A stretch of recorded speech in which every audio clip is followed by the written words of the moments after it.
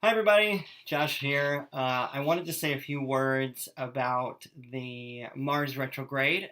Today, Mars just stationed, and from today up until August 27th, Mars is going to go retrograde. What does that mean?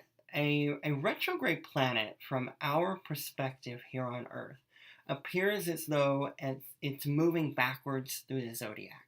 Now, it's an optical illusion. We know that that's not really what's happening, but it has an influence on us.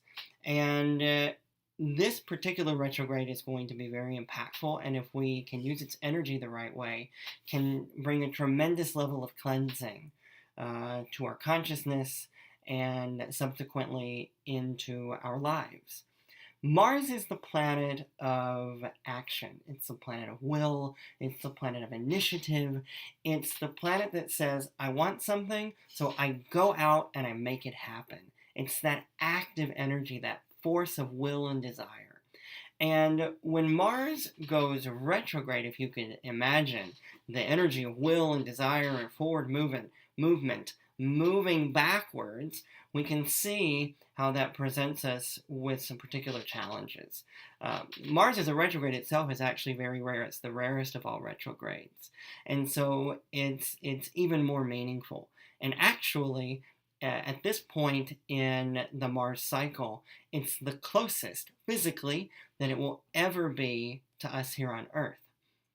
So what does this all really mean for us? Mars is currently in the very early degrees of Aquarius, and he will retrograde back to the very late degrees of Capricorn. So if you have planets either in the early degrees of Aquarius or the late degrees of Capricorn, or if you have them in the early degrees of fixed signs, those being Taurus,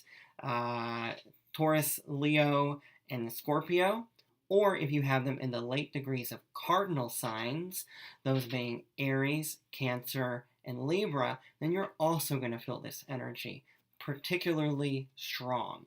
And also for our Aries and Scorpio friends, because Mars rules your sign, you're also going to feel this. What's really the essence of a Mars retrograde? Mars is the energy of active forward movement.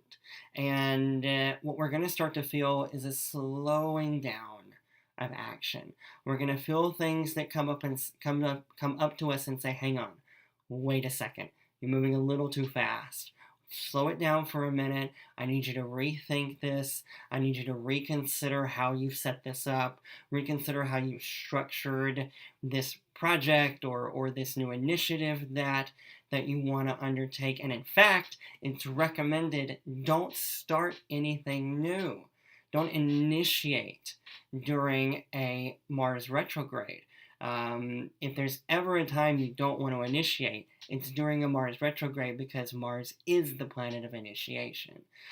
So it's better to take this time to regroup, reassess the plans that you've made, and consider if there is a more effective or more impactful or more meaningful way that your project can get off the ground, or a better time where you can do it.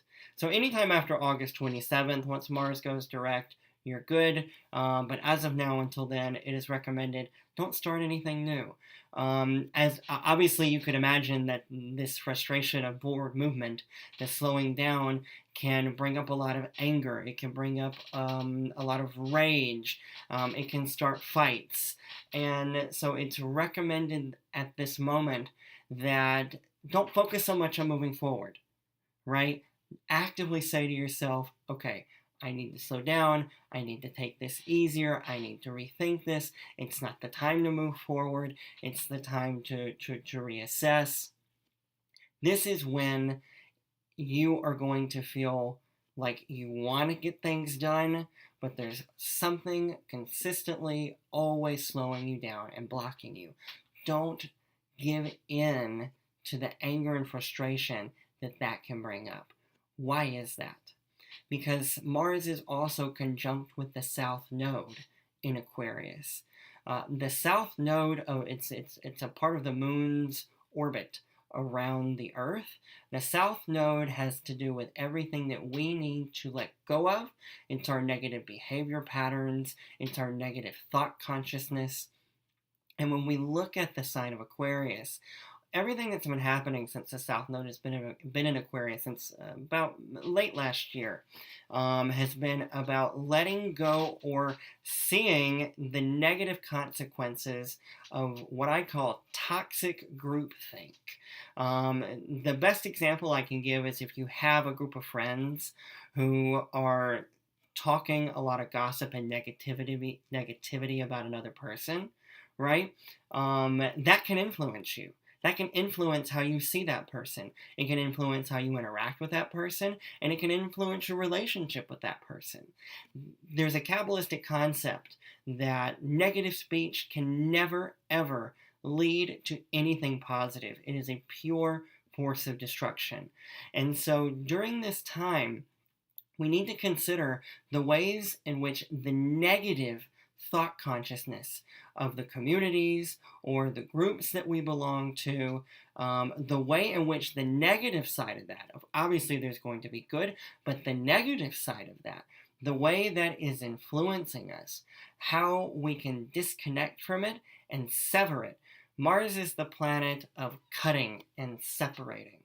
So the idea is that we need to learn to separate our individual consciousness away from the negative thinking, or let's say in the example we gave, disconnect ourselves from the gossip and the negative speech about that other person, or whatever the situation is for us.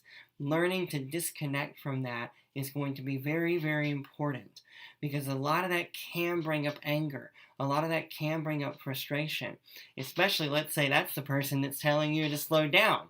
And everybody else in your group is saying, no, we need to move forward. But that person is saying, no, there's something that we missed. And now everybody's talking negatively about this person when they're actually trying to make things better. So it's important during this time that we remember we need to reassess our plans. We need to rethink our consciousness and our desire that's going into the things that we want to undertake, right? Consider how that is negatively influenced by that toxic groupthink, and learning to let that go, learning to sever it, having patience, really bringing in a lot of patience and saying, this is not the time for me to move forward. This is the time for me to rethink. So I hope that was helpful. This is the first time I've done a video like this, so I hope you guys liked it. I plan on doing more. If you have any questions, feel free to drop them in the comments section or shoot me a message.